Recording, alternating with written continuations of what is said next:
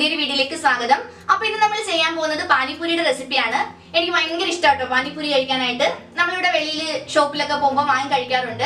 ഇപ്പൊ പിന്നെ ഈ ലോക്ക്ഡൌണും കാര്യങ്ങളൊക്കെ ആയിട്ട് കുറെ നാളായി പാനിപൂരി കഴിച്ചിട്ട്. അപ്പൊ പിന്നെ നല്ല കൊതിയായിട്ടുണ്ട് കഴിക്കാൻ. അപ്പൊ ഞാൻ വിചാരിച്ചെങ്കിൽ നമുക്ക് വീട്ടിൽ തന്നെ ഒന്ന് പാനിപൂരി തയ്യാറാക്കി നോക്കാമെന്ന്. ഞാൻ അതിനുള്ള ഇൻഗ്രീഡിയൻസ് ഒക്കെ ഇവിടെ റെഡിയാക്കി വെച്ചിട്ടുണ്ട്. നമുക്ക് എങ്ങനെ ഉണ്ടാക്കുന്നതെന്ന് കണ്ടു നോക്കാം. അപ്പൊ ആദ്യം തന്നെ നമുക്ക് പൂരിക്ക് വേണ്ടിയിട്ടുള്ള മാവ് റെഡിയാക്കി എടുക്കണം. അതിനായിട്ട് ഞാനിവിടെ 1 കപ്പ് റവ എടുത്തിട്ടുണ്ട്. അതൊരു ബൗളിലേക്ക് ഇട്ട് കൊടുക്കാം. അതിനുശേഷം ഒരു 2 ടേബിൾ സ്പൂൺ മൈദ ചേർത്ത് കൊടുക്കാം. ഇവിടെ ഒരു 2 ടേബിൾ സ്പൂൺ സൺഫ്ലവർ ഓയിൽ എടുത്തിട്ടുണ്ട്. അതും കൂടെ ചേർത്ത് കൊടുക്കാം.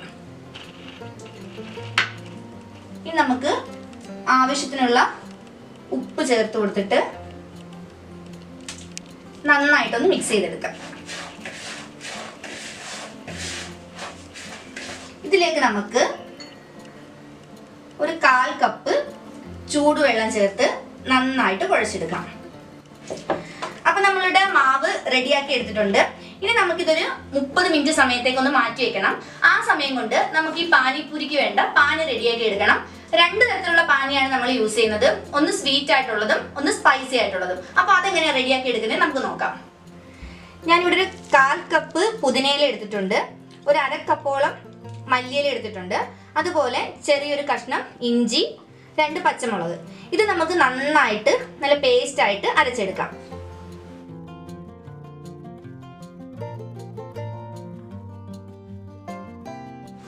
ഇത് നമുക്കൊന്ന് അരിച്ചെടുക്കാം.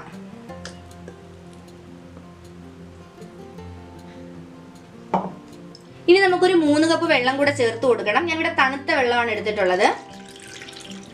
1 കപ്പ് വെള്ളം ഞാൻ ഈ മിക്സിയുടെ ജാറ് കഴുകി ഒഴിച്ചു കൊടുത്തിട്ടുണ്ട്.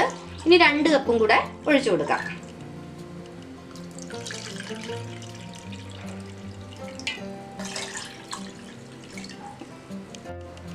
ഞാനിപ്പോ ഇവിടെ നമ്മുടെ പുതിനയും മല്ലിയിലയും പച്ചമുളകും ഇഞ്ചിയൊക്കെ അരച്ചെടുത്തതിന്റെ കൂടെ ഒരു 3 കപ്പ് വെള്ളം കൂടെ ചേർത്ത് നന്നായിട്ട് മിക്സ് ചെയ്ത് വെച്ചിട്ടുണ്ട്.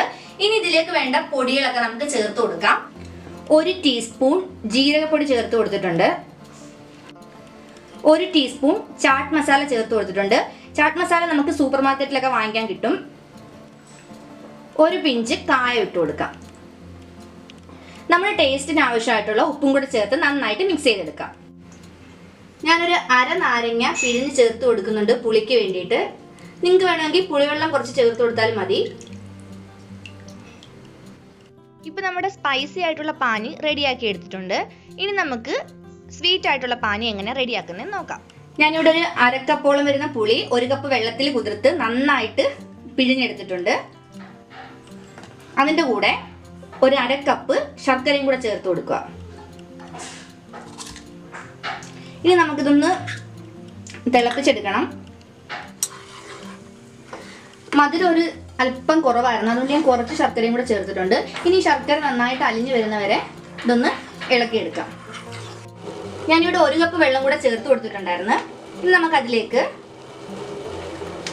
1 ടീസ്പൂൺ ചാട്ട് മസാല ചേർത്ത് കൊടുക്കാം. 1 ടീസ്പൂൺ ജീരകം ചേർത്ത് കൊടുക്കുന്നുണ്ട്.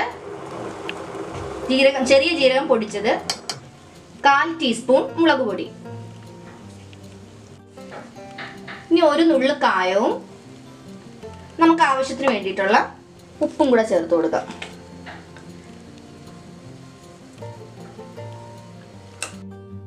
ഇപ്പം നമ്മളിവിടെ സ്വീറ്റ് ആയിട്ടുള്ള പാനിയും റെഡിയാക്കി എടുത്തിട്ടുണ്ട്. ഇനി നമുക്ക് ഇതിലേക്ക് വേണ്ട മസാല റെഡിയാക്കി എടുക്കാം. അതിനായിട്ട് ഞാനിവിടെ ഒരു 2 പൊട്ടറ്റോ വേവിച്ച് വെച്ചിട്ടുണ്ട്. അത് നമുക്ക് നന്നായിട്ടൊന്ന് ഉടച്ചെടുക്കാം.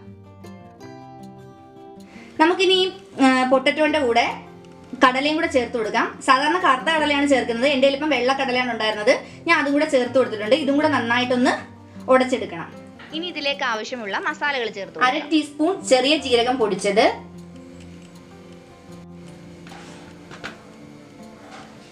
1/2 ടീസ്പൂൺ മുളക് പൊടി, 1/2 ടീസ്പൂൺ ചാട്ട് മസാല,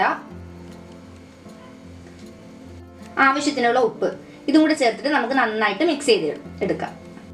ഒരു മീഡിയം സൈസ് സവാളയും കൂടെ ഇതിൻ്റെ കൂടെ ചേർത്ത് നമുക്ക് മിക്സ് ചെയ്തെടുക്കാം. ഇപ്പം നമ്മുടെ മസാല ഇവിടെ റെഡി ആയിട്ടുണ്ട്. ഇനി നമ്മൾ ആ കുഴച്ച് മാറ്റി വെച്ചിട്ടുള്ള മാവ് ഉപയോഗിച്ച് പൂരിക്ക് വേണ്ടി പരത്തിയെടുക്കാം. അതിനായിട്ട് ഞാനിവിടെ കുറച്ച് എണ്ണ തടയി കൊടുക്കുന്നുണ്ട്. ആ കുഴച്ച് വെച്ചിട്ടുണ്ടായിരുന്ന മാവ് ഞാൻ 2-3 ഉരുളകളാക്കി എടുത്തിട്ടുണ്ട്. അതിൽ നിന്ന് ഒരു ഉരുള എടുത്ത് ഇതുപോലെ ചപ്പാത്തിക്ക് പരത്തുന്ന പോലെ നമുക്ക് പരത്തിയെടുക്കാം. അതിനുശേഷം ഒരു അടപ്പ് ഉപയോഗിച്ച് ചെറിയ ചെറിയ റൗണ്ടുകളായിട്ട് നമുക്ക് കട്ട് ചെയ്തെടുക്കാം. മാവ് നമ്മൾ പരത്തിയെടുക്കുന്ന സമയത്ത് ഒരുപാടങ്ങ് കനം കുറഞ്ഞു പോകരുത്. അങ്ങനെ കനം കുറഞ്ഞു പോയാൽ നമ്മുടെ പൂരി നന്നായിട്ട് പൊങ്ങി വരില്ല.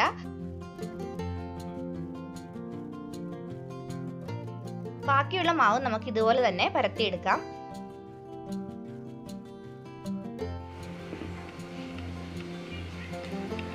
അപ്പോൾ എണ്ണ നന്നായിട്ട് ചൂടായിട്ടുണ്ട്. ഇനി നമുക്ക് ഇതിട്ട് കൊടുക്കാം.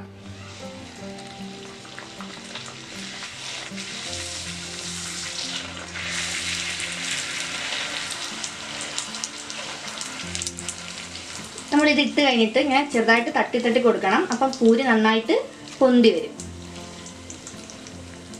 നല്ലൊരു ഗോൾഡൻ ബ്രൗൺ നിറമാവുന്ന വരെ നമുക്ക് തിരിച്ചും മറിച്ചും ഇട്ട് മുരിച്ചെടുക്കാം. ഇപ്പം ഞാനിവിടെ എല്ലാ പൂരിയും ഇതുപോലെ തന്നെ തയ്യാറാക്കി എടുത്തിട്ടുണ്ട്.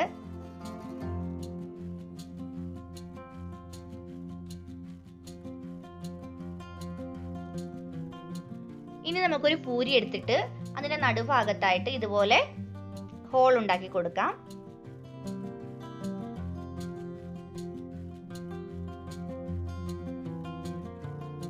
അതിനുശേഷം നമുക്ക് ഈ മസാല ഇങ്ങനെ വെച്ച് കൊടുക്കാം.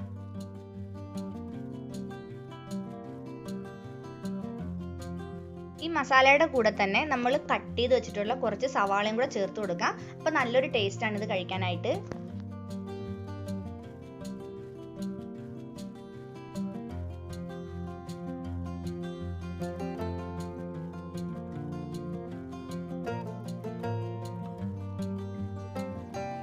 അപ്പൊ നമ്മുടെ പാനിപൂരി ഇവിടെ റെഡി ആയിട്ടുണ്ട്. നല്ല ടേസ്റ്റ് ആയിരുന്നു. ഞങ്ങൾ എല്ലാവരും കഴിച്ചു. നമ്മൾ ആ എടുത്ത അളവിൽ ഒരു 40 പൂരിയോളം ഈ സൈസ് ഉണ്ടാക്കിയെടുക്കാൻ പറ്റും.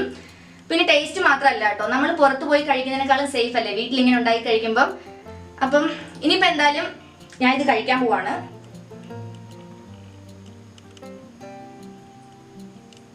എനിക്ക് ഇങ്ങനെ മിക്സ് ചെയ്ത് കഴിക്കുന്ന കേട്ടോ ഇഷ്ടം.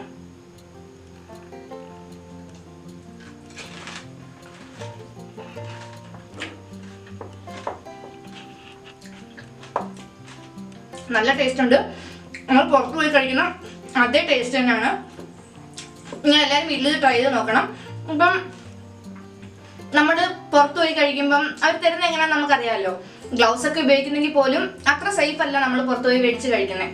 അപ്പം ഇങ്ങനെ ഉണ്ടാക്കാൻ പറ്റുന്നുണ്ടെങ്കിൽ നമ്മുടെ കുഞ്ഞുങ്ങൾക്ക് എല്ലാം വീട്ടിൽ നമുക്ക് ഉണ്ടാക്കി കൊടുക്കാം. അപ്പം ചിലർക്കൊക്കെ ഈ എരിവുള്ളതായിരിക്കും ഇഷ്ടം, ചിലർക്ക് സ്വീറ്റ് ആയിട്ടുള്ളതായിരിക്കും. പക്ഷെ എനിക്കിത് രണ്ടും കൂടെ മിക്സ് ചെയ്ത് കഴിക്കുന്നത് ഇഷ്ടം. ഞാൻ പുറത്ത് പോയാലും അങ്ങനെ തന്നെ കഴിക്കുന്നത്.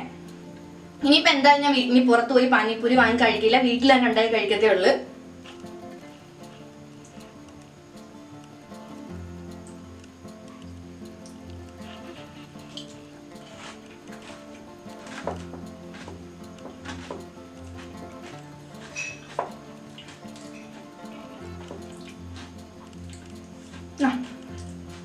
വാ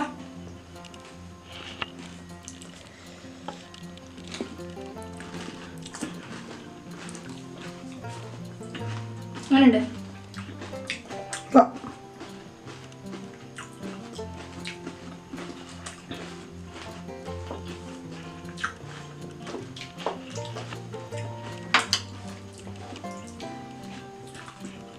അപ്പൊ നിങ്ങൾ എല്ലാവരും ഇത് വീട്ടിൽ ട്രൈ ചെയ്ത് നോക്കണം. ഈ ഒരു അളവിൽ തന്നെ ചെയ്താൽ മതി. അപ്പൊ നിങ്ങൾക്ക് പെർഫെക്റ്റ് ആയിട്ട് കടയിൽ നിന്ന് വാങ്ങിക്കുന്ന അതേ ടേസ്റ്റിൽ പാനിപൂരി വീട്ടിൽ കഴിക്കാൻ പറ്റും. അപ്പൊ എന്തായാലും ഇനി നമുക്ക് അടുത്തൊരു വീഡിയോ ആയിട്ട് കാണാം. അതുവരേക്കും